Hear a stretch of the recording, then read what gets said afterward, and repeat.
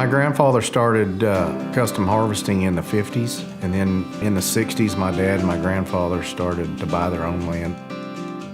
My dad and his brother have farmed ever since I can remember. Our family's at about 1,600 acres that we own now, and we rent another 2,500 acres.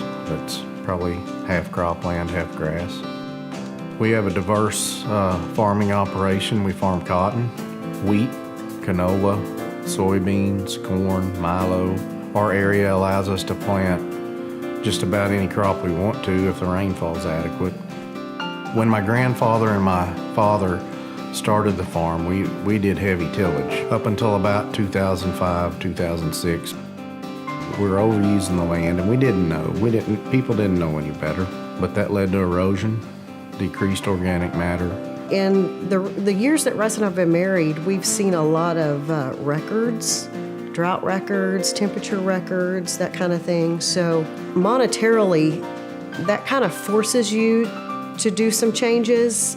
All your eggs in one basket didn't work anymore.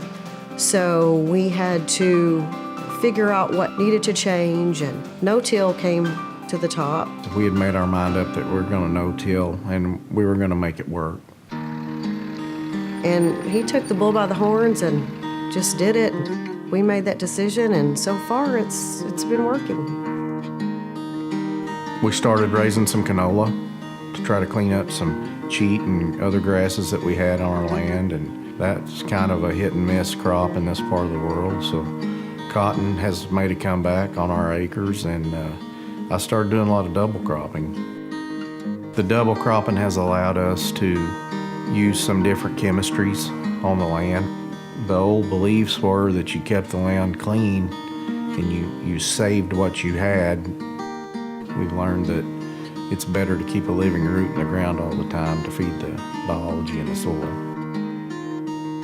I'd heard of cover cropping, and I found out that actually we could save water by using cover crops. And I'm a big believer in soil health and regenerative ag.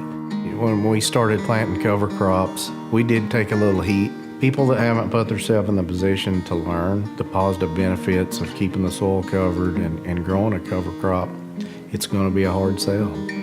We have a lot of farms on the highway, right here at the house and down south, and it was a little stressful at first just because everybody could see exactly what he was trying and doing and what worked and what didn't. It's still going to take some time to really get it put together and figure out what we need to do and which direction we need to go. We've just taken the stance that we're just going to show them. In the meantime, I found out we could actually graze these cover crops.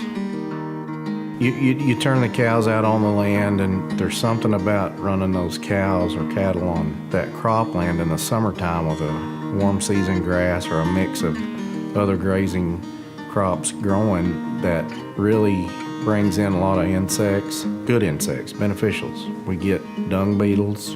They can drill holes in the ground. They eat the manure, take it down into the ground, and it brings in pollinators. You know, we know that each string you pull affects something else in nature, and it's just a cause and effect.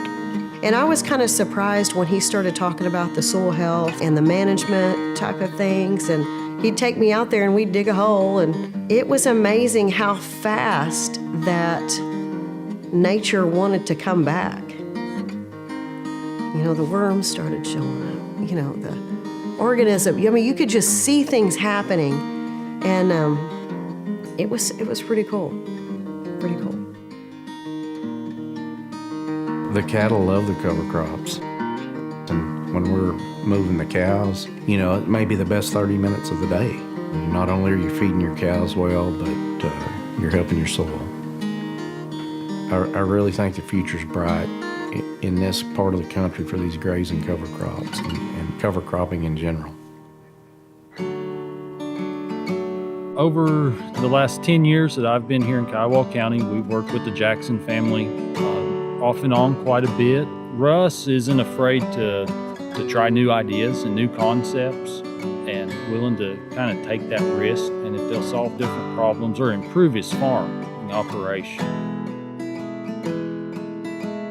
I think the younger generation has an opportunity to really push the things that we're doing to the next level. It's our job to make it better and to do those things that you can do in your power to be able to make it better for the next generation. They love to share their story, and they help us promote good conservation. I was very honored and extremely humbled to be made a nominee for the Leopold Award. What really makes it special is when a group of your peers are the ones filling out the form that nominate you. That's really special. It's hard to see that you could be awarded an award of something that you're supposed to be doing. It's going to be a highlight of my career.